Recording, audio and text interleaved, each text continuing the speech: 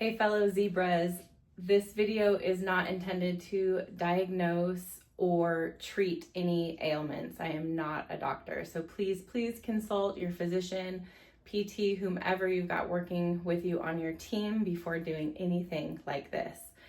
This is my every morning short stretch sequence just to help any of the vertebrae that went out on me during the evening in my cervical spine while I was sleeping or down my spine to kind of shift back into place before I get out of bed and start my whole entire day.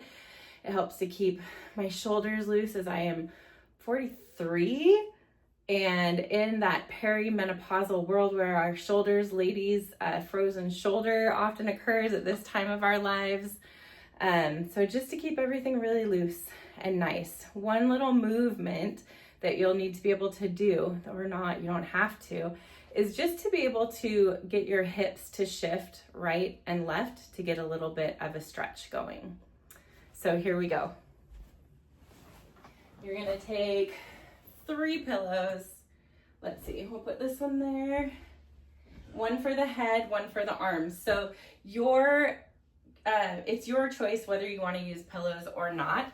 If you are super duper hypermobile in the shoulders, you definitely want to have something here to stop you from making a full rotation and behind you as well. So you're going to start off by laying on the side, supporting the head with the shoulders, and then lengthening the bottom leg, bending the top leg, and letting the knee find the bed. And my shoulders are stacked here. Placing that pillow there. So shoulders are stacked on top of each other, my neck is relaxed. And with an inhale, you just rotate the arm open and to the side. And exhale, bring it back. And we're not actually going for a count, like a certain number here. We're going for feeling until you feel like that shoulder joint has opened up a little bit.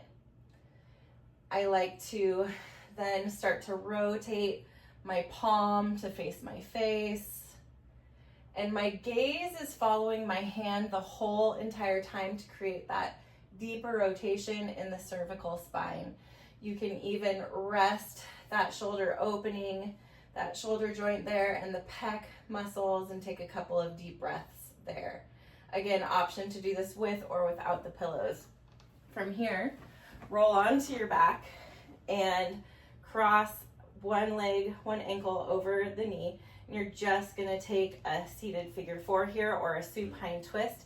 My right arm is headed over to the right side of the body. The gaze can go over to that side of the body as well, as long as you feel like your spine and neck are in a good spot today.